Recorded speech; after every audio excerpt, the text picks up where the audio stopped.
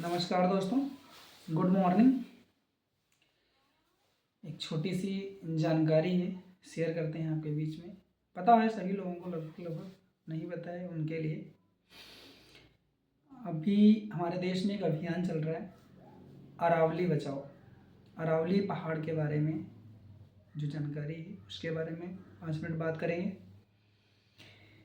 अरावली पहाड़ क्या है? यह एक पर्वत श्रृंखला है और यूँ कहा जाए कि बहुत पुरानी है, हिमालय से भी पुरानी है। ये करीब 692 किलोमीटर तक फैली हुई है। 4 राज्यों में फैली हुई है भारत के।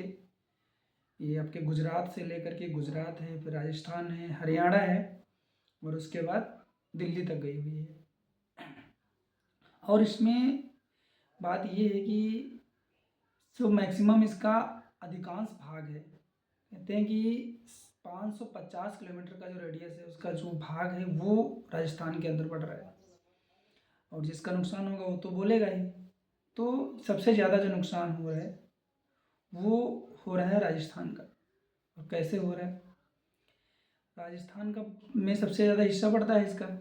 तो अभी क्या है कि गवर्नमेंट ने, हमारी संसद ने एक बिल पारित किया है कि जो पार्ट अरावली का जिसकी ऊंचाई 100 मीटर से कम होगी वो पहाड़ का हिस्सा नहीं माना जाएगा, उसको आप काट सकते हैं। दूसरी एक बात है कि अगर एक पहाड़ से दूसरे पहाड़ के बीच का जो डिस्टेंस है, जो गैप है, वो अगर 500 मीटर से अधिक का है तो भी वो पहाड़ का हिस्सा नहीं है।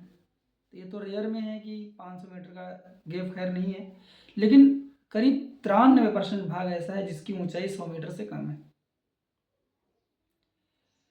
क्योंकि इसका सबसे जो ऊंचा पार्ट है, जो ऊंचा, उसकी जो ऊंची चोटी है वो है, आप माउंट आबू में पड़ता है गुरु शिखर, उसकी है।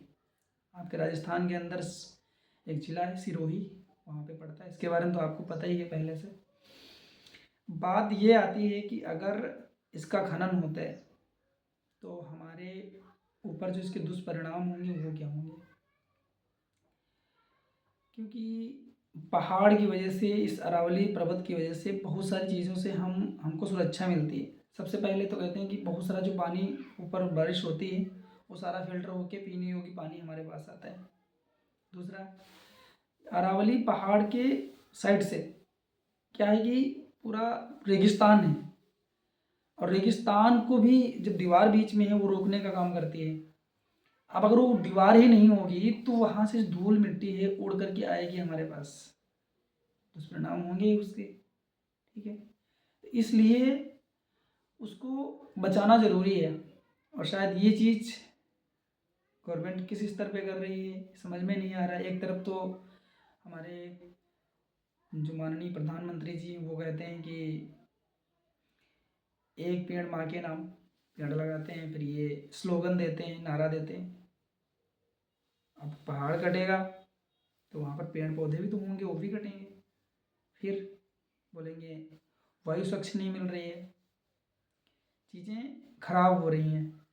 उसके लिए क्या है कि देखा जाए तो ये गलत हो रहा है हमारे देश में, और इसके लिए हम सभी को आवाज़ उठाना पड़ेगा। अगर आवाज़ नहीं उठाते हैं तो कल बहुत बड़े संकट का सामना करना पड़ सकता है। सबसे पहले रडार पे तो राजस्थान है, क्योंकि उसका मैक्सिमम पार्ट राजस्थान में है, लेकिन हम सब लोग भी दूर नहीं हैं, कहीं ना कहीं उसके आजू बाजू में ही हैं।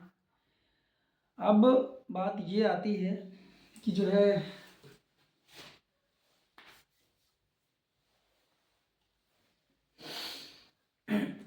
ये इतना पुराना है, इसीलिए जो ज़्यादा पुराना होता है कहते हैं ना कि उसकी ग्रोथ उस तरीके से होती है कि कम होती रहती है।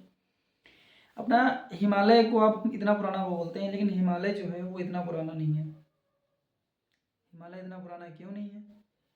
क्योंकि प्लेटें टकराई, हिमालय का निर्माण हुआ, वो नया है इसलिए वो इतना ऊंचा है ना। कि जो हमारा माउंट एवरेस्ट है उसकी ऊंचाई है 8,848 मीटर, लेकिन ये पुराना है। ये मनुष्य के इतिहास से भी पुराना है अरावली पर्वत।